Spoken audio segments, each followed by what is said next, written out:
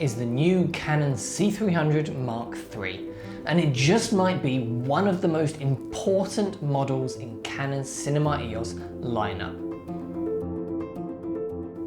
Before we start, I should probably explain why I'm not in our nice showroom at ProAV.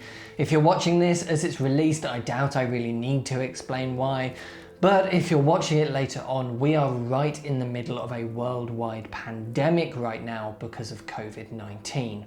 So we're all being told to stay at home for anything that isn't absolutely essential. Because of that, I'm live streaming with this setup here for the ProAV rather than making our normal videos.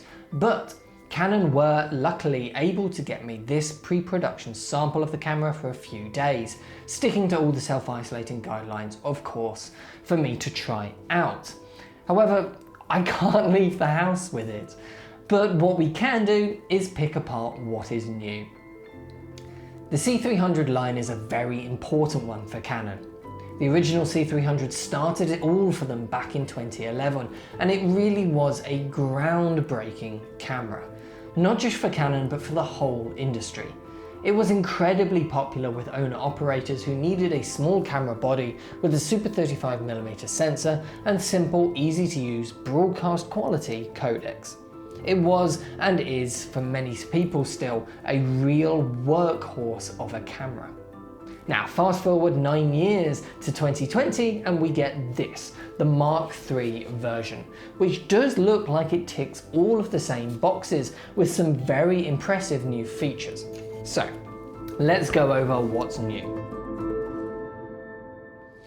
The headline news is that Canon have finally given us some really powerful slow motion functionality, with 120 frames a second recording in 4K or 180 frames a second in a 2K crop. None of the previous C300 models, or even any other Canon cameras to be honest, have been able to do this.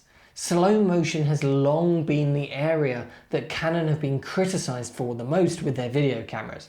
They normally had slow motion, but it would be 1080p and with a substantial crop on the sensor. And that can be quite frustrating as a user to jump between normal filmmaking and slow motion because it changes your framing. It's not necessarily the resolution, it's that crop. And that's especially annoying when you're using prime lenses. But there's none of that here. You can stay in 4K mode with the full width of the sensor in either RAW or XFAVC as well. And by simply pressing the slow and fast button on the side of the camera, you can quickly jump to 4K 120 frames a second. Without changing codecs, without changing lenses, anything like that. It's fast and it's easy, and I think this is a huge deal. You even get autofocus in that 4K 120p mode, just not face detect. The slow motion looks fantastic as well. I mean, like I said at the start, I'm stuck inside right now, so I'll have to make do with a few shots of my cat in the garden, I'm afraid. But you can see the image looks great. It's very sharp and detailed indeed.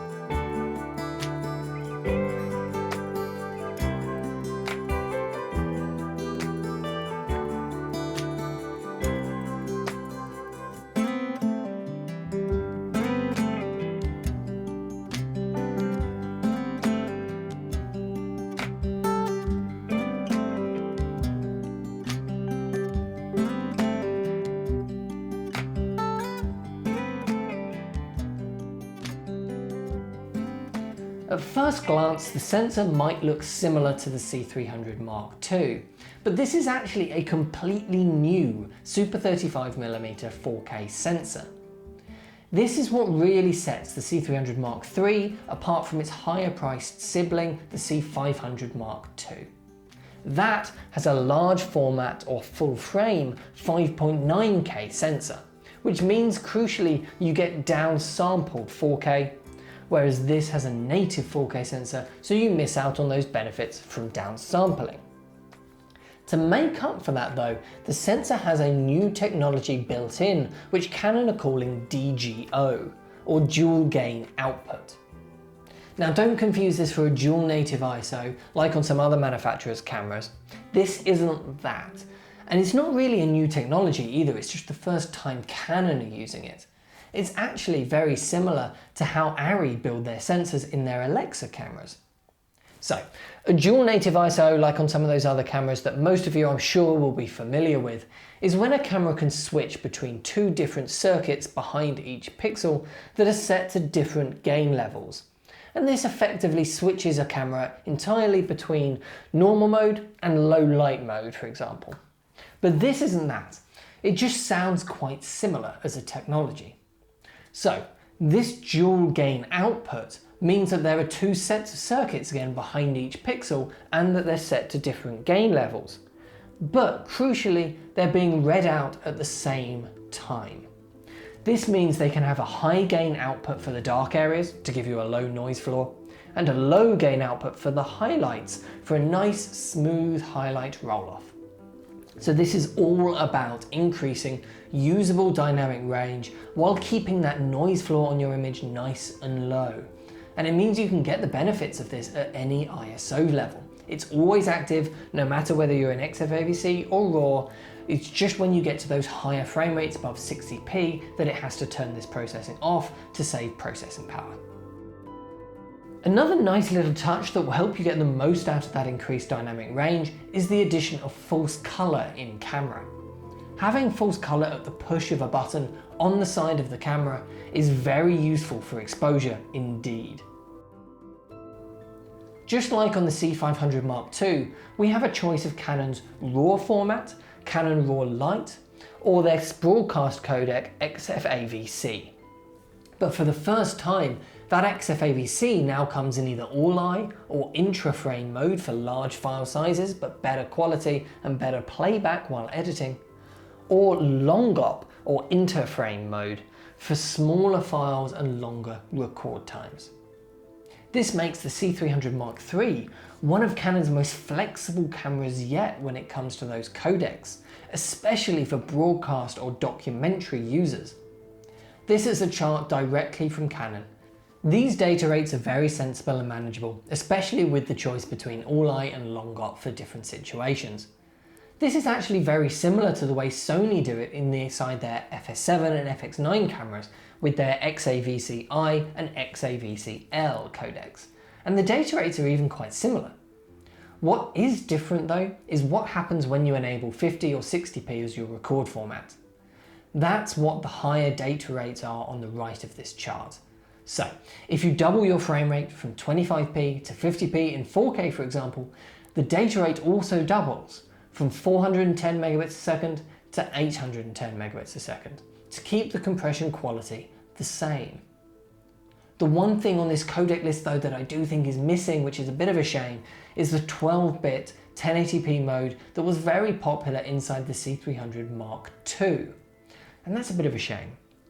But for environments where 12-bit is critical, like visual effects and green screen for example, we do now have the RAW modes which might well make up for it. The camera's physical design is almost identical to the C500 Mark II, which for the most part is a good thing. In Canon's release material, they talk about this as a core body concept, which is perhaps a hint that this is going to be the direction that they'll be going for their whole Cinema EOS lineup in time. The only real criticism I have of this design after using the C500 II for a bit now is that there's only one video port, which is fine if you're going to be using just the touchscreen that comes with the camera. But Canon also make a fantastic, yes, fairly expensive, but fantastic viewfinder that works really well with it, called the EVF V70 OLED. And I've had lots of conversations with customers about that viewfinder because that is a really nice addition. But if you want to attach that, you now can't use your monitor for controlling the autofocus, for example, because there's only one video port. The other accessories are fantastic though.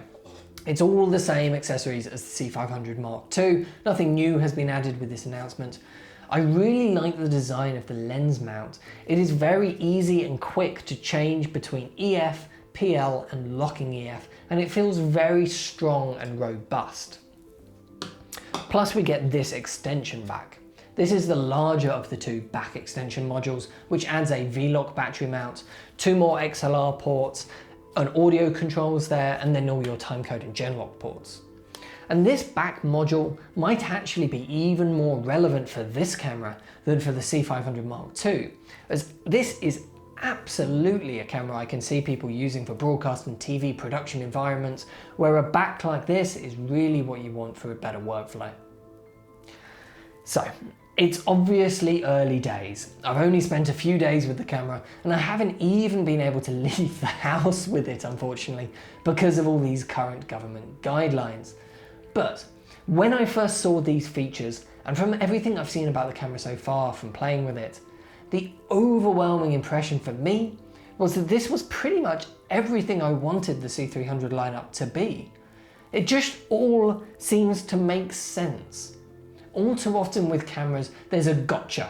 A real, yeah, it's good at this, but it can't do this, which is a real shame, style trade-off. But I'm struggling to think of one of those for this. Sure, there are those things which I've mentioned in this video, the few negatives, not having a second video port, losing the 12-bit 1080p mode from the Mark II, but those are me being really picky. Overall here, I do think Canon have just made one of the most sensible cameras and practical cameras on the market right now. But what do you think of the C300 Mark III? Is this going to be ideal for your work? Let me know in the comment section, and if you want to buy one of these for your own work, of course, just head over to proav.co.uk. Thanks very much for watching, and I'll see you in the next one.